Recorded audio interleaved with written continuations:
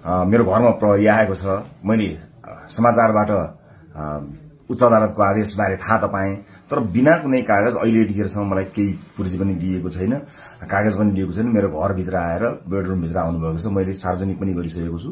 अब यसरी तैनाथ उताबाट आदेशभन्दा पहिले तैनाथ हुने यो सबै चिजले एउटा ठूलो आशंका सृजना गरेको छ।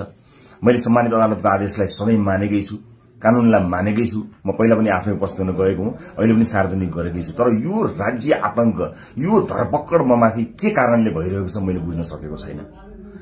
भोलिको चितवनको कार्यक्रमलाई निरन्तरता दिनु होला।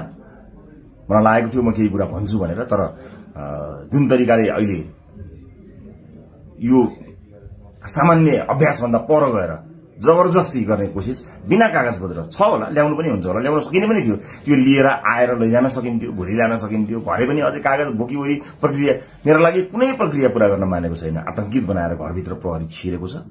म यसै पनि गिरफ्तारी दिन्छु भनेर बसेकै छु। जे होस्, आम नागरिकले सब चिज हेरिरहेका छन् भन्ने मलाई विश्वास छ। न्यायको लडाई म एक थोपा रगत रहुन्जेल लडिरहन्छु। यहाँले साथ दिनुहुनेछ भन्ने विश्वास मैले लिएको छु।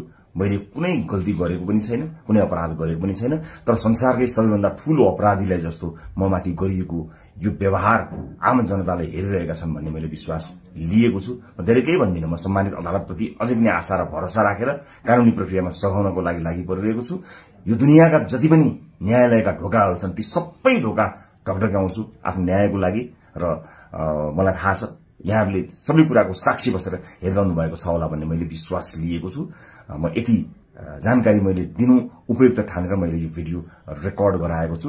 चितवनमा जति पनि मेरा आदरणीय मतदाता आमा बुवा दाजुभाइ दिदीबहिनीहरू हुनुहुन्छ, भोलिको कार्यक्रम नरोक्नु होला। अन्य साथीहरू आउनुहुन्छ, उहाँहरूले कुराकानी गर्नुहुनेछ, निरन्तर चलिरहन्छ। मलाई यिनीहरूले हत्या नै गरेछन् भने पनि नेपाली मतपत्रमा घण्टी चुनाव चिन्ह बसेको छ। मलाई आशा छ यो एउटा आशा र भरोसाको आवाज हामीले बुलन्द पारिसकेका छौं।